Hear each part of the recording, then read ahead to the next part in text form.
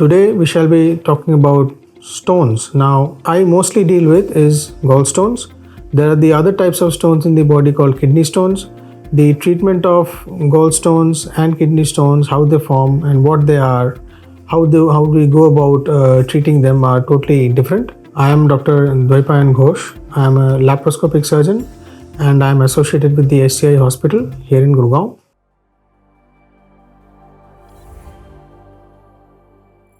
If you want to know about gallstones, now they are basically formed due to an imbalance in the cholesterol metabolism in the body. Anytime that there is fluctuation in the cholesterol levels in the stomach, in the gut system, or in the blood system, at that time gallbladder, which stores bile in the form of cholesterol crystals, they deposit themselves and start forming stones. So it does not need you to have any specific reason for you to form stones. Anytime there is a fluctuation or an imbalance in the cholesterol metabolism in the system, small crystals form and then those crystals start enlarging. तो आपके छोटे से crystal जैसे form होंगे and then the stone will start building on top of it.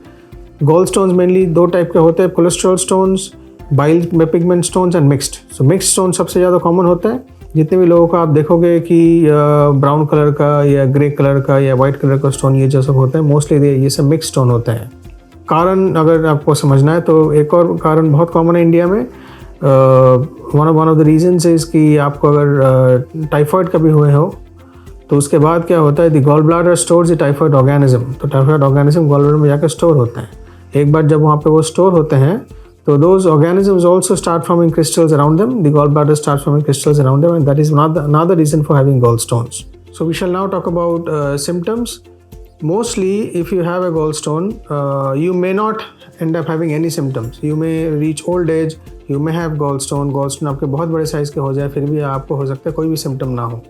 But usually क्या होता है कि जब स्टोन आपके फॉर्म हो गए हैं, समटाइम एट अराउंड से 20, 25, 30 ईयर्स ऑफ एज जब आपके स्टोन फॉर्मेशन हो गए, तो फर्स्ट चीज़ जो आपको यूजुअली पता चलता है वो ये होता है कि पेट के अंदर गैस बनना, गैस की तकलीफ़ होना, खाना खाने के बाद आपको पेट में भारीपन महसूस होना, गैस का sensation.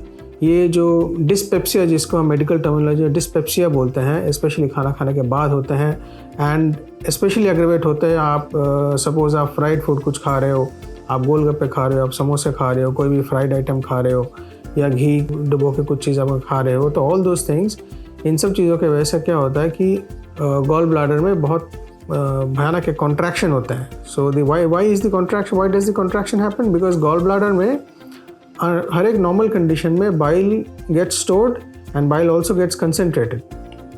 So if the bile gets concentrated, what happens is whenever you have a fatty meal, जब आप ये ऐसे हेवी खाना खाते हो, आपके गॉल ब्लैडर से वो बाइल कॉन्ट्रैक्ट होकर निकलते हैं. There is a contraction in the gall bladder, the bile comes out and it helps in the digestion of the food.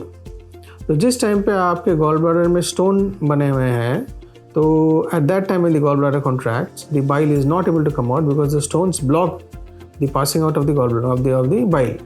As a result of that you are not able to digest your food, and if you are not able to digest your food, you have a sense of heaviness in your stomach.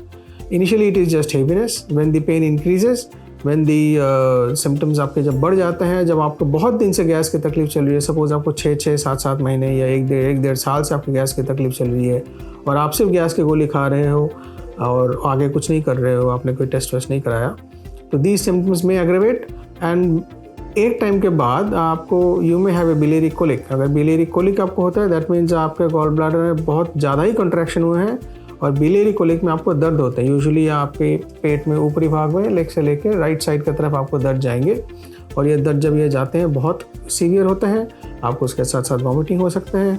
And इस type का pen आपको कभी अगर एक दिन के लिए हो गया तो ये समझ लेना कि वो बिना इंजेक्शन को ठीक मोस्टली होते नहीं है, इंजेक्शन आके ठीक करना पड़ता है. एंड इससे भी ज़्यादा अगर पेन हो तो फिर वो 4-5 घंटे तक रहते हैं. एंड उस टाइप का पेन में क्या होता है कि गॉल ब्लैडर में एक्चुअली इन्फेक्शन हो जाते हैं और इसमें हमको इंजेक्शन देने पड़ते हैं एंड तभी वो दर्द जाके आपका कम होता है. सो अब हम बात करेंगे कि ये जो गॉल स्टोन्स है, इसकी ट्रीटमेंट कुछ है या नहीं है. देखिए, obviously the main thing is to prevent us from having gall stones. The one way, there are various ways to prevent us from having gallstones. One is to have our food on time.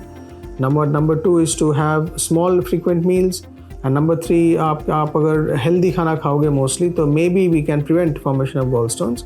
In spite of that, ladies को after pregnancy या after 40 years of age gall stone होने के tendency थोड़े बहुत बढ़ जाते हैं because of the hormonal imbalances resulting in cholesterol fluctuation. तो अगर सपोज आप सिम्टोमेटिक हो और आपके पास आपके गॉल स्टोन्स बनना चालू हो गए हैं, आपने एक दिन अल्ट्रासाउंड कराया, पता चला आपके मल्टीपल गॉल स्टोन्स हैं या एक सिंगल बड़ा पथरी आपका बना हुआ है, तो इसका क्या ट्रीटमेंट करना चाहिए? ट्रीटमेंट आपको तभी करवाना चाहिए अगर आपको सिम्टम है तो। सिम्टम मतलब हम इससे पहले डिस्कस कर रहे थे कि अगर आपका गैस की तकलीफ़ है, अगर आपको बार बार पेट में दर्द होते रहते हैं, ये अगर आपको होने लगे हैं तो इसका मतलब ये है कि it has become too much symptomatic और अभी ट्रीटमेंट करवा लेना चाहिए। There is also a provision जिसमें हम गॉल स्टोन्स को प्रिवेंट करें। There is a tablet called Ursocol, you can take that tablet to prevent gall stones, but on a regular basis हम ये चीज़ कभी रिकमेंड करते नहीं है कि आप उर्सोकॉल ले लो, आपको गॉल स्टोन प्रिवेंट होगा। That is one. Second thing is that अगर आपके गॉल स्टोन्स हो गए हैं और आपका सिम्टोमेटिक हो तो आपको किसी भी दवाई से ये पथरी जो है पिघल के ठीक होके गायब नहीं होने वाला है। दी surgery where we actually do the gallbladder removal with the stones is the only way out. So why should we choose to treat gallstones properly the way it is supposed to be treated?